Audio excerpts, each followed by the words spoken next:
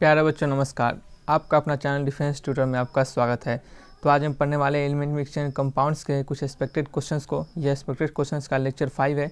इससे पहले हमने और भी लेक्चर प्रोवाइड करवा चुके हैं जो कि आप हमारे प्लेलिस्ट से देख सकते हैं। तो चलिए वीडियो को स्टार्ट करते हैं। उससे पहले आपको बताना चाहते हैं कि आप हमारे चैनल से डिफेंस एग्जाम की तैयारी कर सकते हैं, वो भी फ्री ऑफ कॉस्ट, और शायद यहाँ से तैयारी करने के बाद आपको कोचिंग लेने की जरूरत ना पड़े। तो वीडियो को ज़्यादा देर न करते हुए स्टार्ट करते हैं। तो आज का पहला क्वेश्चन है solution of calcium carbonate in water forms. Calcium carbonate का सॉल्यूशन वाटर में एक होमोजेनियस मिक्सचर फॉर्म करता है, हेट्रोजीनियस मिक्सचर फॉर्म करता है, या फिर एजेट्रोपिक मिक्सचर, या फिर इनमें से कोई नहीं।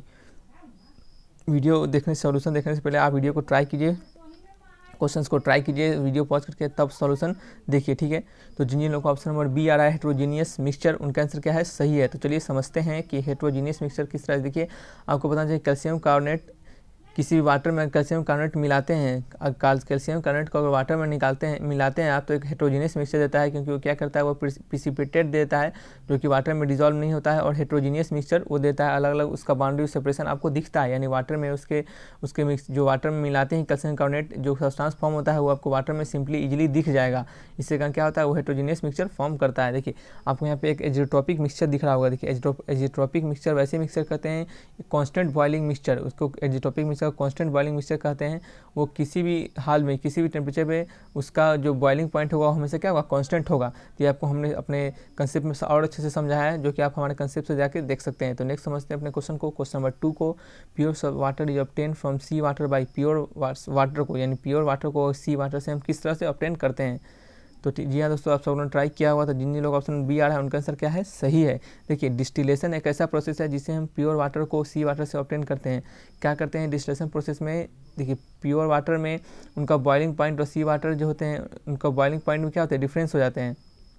उनके बॉइलिंग पॉइंट क्या होते हैं, डिफरेंस हो जाते हैं। तो जैसे ही बॉइलिंग पॉइंट के डिफरेंस होते ही क्या करते हैं, वो एक दूसरे से क्या होते हैं, सेपरेट होते हैं। देखिए डिस्टिलेशन प्रोसेस में क्या होते हैं, बॉइलिंग पॉइंट के आधार पर ही किसी भी सब्सटेंस या किसी मिक्सचर को सेपरेट किया जाता है। किसी का बॉइलिंग पॉइंट मान लीजिए किसी दो सब्सटेंस ए और बी है, इसका बॉइलिंग पॉइंट 50 डिग्री सेल्सियस है, इसका 80 डिग्री सेल्सियस है। तो ये सब्सटेंस क्या हो जाएगा, बाहर निकल जाएगा 50 डिग्री सेल्सियस। जैसे ही टेम्परेचर रीच करेंगे ये बॉयल होकर बाहर निकल जाएगा, इवपोरेट होकर दूसरे कंटेनर में हम इसको स्टोर कर लेंगे, और फिर ये सब्सटेंस आपको उसी कंटेनर में पड़ा हुआ मिल जाएगा, ठीक है, उसी कंटेनर में पड़ा हुआ मिल जाएगा। तो यह सी वाटर प्योर वाटर भी उसी तरह क्या किया जाता है, सेपरेट किया जाता है सी वाटर से।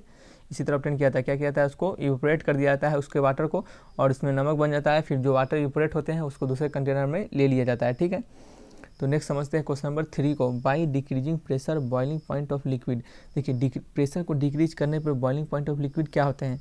तो वीडियो पॉज करके ट्राई कीजिए। तो जिन लोग ऑप्शन नंबर बी आ रहा है उनका आंसर क्या है? सही है। चलिए देखते हैं कि बी क्यों आ रहा है, ठीक।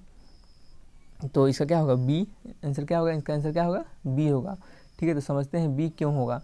तो देखिए इसमें क्या करना है आपको कि कहा जा रहा है कि प्रेशर को जैसे ही डिक्रीज करते हैं, प्रेशर को जैसे ही हम डिक्रीज करते हैं तो क्या होता है आपका बॉइलिंग पॉइंट ऑफ लिक्विड क्या होता है, डिक्रीज होता है। देखिए आपको पता है जैसे आप प्रेशर, देखिए हम यहाँ पे लिखते हैं एक चीज़, प्रेशर इंक्रीज करेंगे तो बॉइलिंग पॉइंट क्या हो जाएगा, इंक्रीज हो जाएगा। प्रेशर डिक्रीज करेंगे तो बॉइलिंग पॉइंट क्या हो जाएगा, डिक्रीज हो जाएगा, ठीक है। इस बात को याद रखिए। क्यों होता है कि देखिए कुछ समथिंग जब बॉइलिंग पॉइंट जब इंक्रीज करता है तो ये एक क्रिटिकल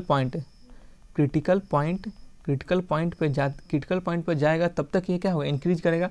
उसके बाद इसके प्रॉपर्टी में कुछ वेरिएशन दिखेंगे आपको, ठीक है, कम ज़्यादा वेरिएशन दिखेंगे। लेकिन जब प्रेशर जब डिक्रीज करते हैं बॉइलिंग पॉइंट भी डिक्रीज हो जाता है, तो ये कब तक होता है, एक क्या होता है, ट्रिपल पॉइंट एक होते हैं पॉइंट। इसमें जैसे क्रिटिकल पॉइंट कैसे होते हैं, किसी भी खास पॉइंट पे, किसी भी खास टेम्परेचर रीजन कंडीशन पे, उसे ट्रिपल पॉइंट भी एक कंडीशन होता है। उस कंडीशन पे क्या होगा, आपका बॉइलिंग पॉइंट क्या होगा, डिक्रीज करने पे, प्रेशर डिक्रीज करने पे बॉइलिंग पॉइंट डिक्रीज करेगा। उसके बाद क्या होगा, आपके प्रॉपर्टीज में उसके प्रॉपर्टीज में कुछ वेरिएशन दिखेंगे, या फिर डिक्रीज या फिर इंक्रीज, कुछ वेरिएशन आपको उसमें दिखेंगे। तो कब तक होता है ऐसा, बॉइलिंग पॉइंट डिक्रीज करते हैं तो प्रेशर डिक्रीज करते हैं तो बॉइलिंग पॉइंट डिक्रीज कब तक होता है, ट्रिपल पॉइंट तक। और प्रेशर इंक्रीज करने पर बॉइलिंग पॉइंट इंक्रीज कब तक होता है, क्रिटिकल पॉइंट तक। इस बात को याद रखिए। चलिए तो नेक्स्ट क्वेश्चन को समझते हैं अपने। Water is a compound, water एक कंपाउंड है, क्यों? क्योंकि it exist in solid, liquid और गैस, ये तीनों फॉर्म में एग्जिस्ट करते हैं। या फिर ये कंटेन करते हैं हाइड्रोजन ऑक्सीजन, या फिर ये कंटेन करते हैं 2 एलिमेंट्स और जो कि ज्वाइन होते हैं केमिकल बॉन्ड से, या फिर स्प्लिट कर सकते हैं ये सिंपल सब्सटेंस, ये क्या फिर किसी भी सिंपल सब्सटेंस में स्प्लिट कर सकते हैं। किस कारण से इन्हें कंपाउंड कहा जाता है, आपको इसका जवाब देना है। वीडियो पॉज करके ट्राई कीजिए। तो ठीक है, जो सब लोगों ने ट्राई किया होगा। तो जिन लोग ऑप्शन सी आ रहा है उनका आंसर क्या है, सही है। देखिए वाटर को कंपाउंड हम इसलिए कहते हैं, वाटर कंपाउंड इसलिए कहते हैं क्योंकि वो दो दो या दो की कंपाउंड का डिफरेंस क्या था, दो या दो से सब्सटेंस से मिलकर बने हो और वो केमिकली कंबाइंड हो। तो वाटर भी सेम यही है, हाइड्रोजन और ऑक्सीजन से मिले हुए हैं। देखिए H2O, दो हाइड्रोजन एक ऑक्सीजन से मिलकर बने हुए हैं, दो से ज़्यादा एलिमेंट है या फिर दो एलिमेंट है, ठीक है। और वो केमिकली कंबाइंड होते हैं किससे, वाटर के स्ट्रक्चर जानते हैं आप, हाइड्रोजन, ये हाइड्रोजन होते हैं इस तरह, इस पर लोन पेयर होते हैं, ठीक है। तो ये क्या होते हैं, इस पर लोन पेयर होते हैं, वाटर पे ऑक्सीजन पे दो लोन पेयर होते हैं, ठीक है। तो ये वी शेप में स्ट्रक्चर होते हैं इनके। तो इनका ज्योमेट्री कौन सा होता है, टेट्राहेड्रल ज्योमेट्री होता है। तो इतना आपको नहीं जानना है। तो नेक्स्ट समझते हैं क्या कि क्यों होते हैं, आपको पता चल गया होगा, क्योंकि ये दो एलिमेंट से बने होते हैं और केमिकली कंबाइंड होते हैं, केमिकली कंबाइंड होते हैं। देखिए इसमें बॉन्ड पाए जा रहे हैं, केमिकली कंबाइंड होते हैं।